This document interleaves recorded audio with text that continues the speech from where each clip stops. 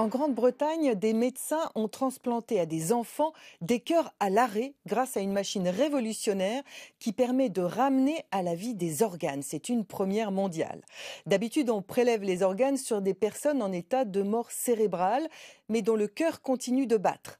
Avec cette machine, qui s'appelle OCS pour système de soins d'organes, les médecins sont capables de prélever sur un donneur en arrêt cardiaque et de ranimer ses organes en les plaçant dans une pochette en plastique et en les maintenant en vie et au chaud grâce au sang du donneur. Une pompe fait circuler le sang et alimente l'organe en nutriments. En France, on ne ranime pas des cœurs déjà en arrêt. Une étude est en cours pour évaluer ce procédé, mais on utilise la technique depuis environ 5 ans pour transplanter des foies, des reins, des pancréas et des poumons. En revanche, cette machine sert aux équipes françaises à transporter et à maintenir en vie des cœurs prélevés sur des personnes en état de mort cérébrale.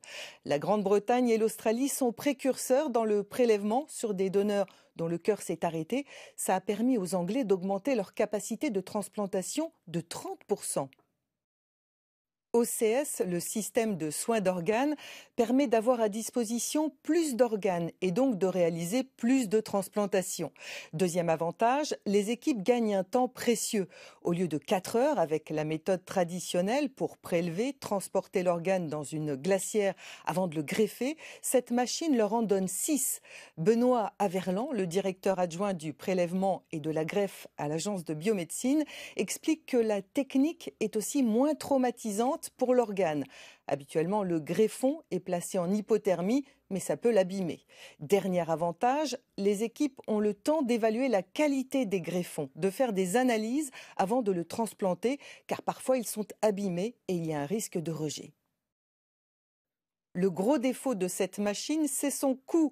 D'après le docteur Averland, il n'y en a que 5 pour l'instant en France parce que ça coûte horriblement cher, plusieurs centaines de millions d'euros par machine.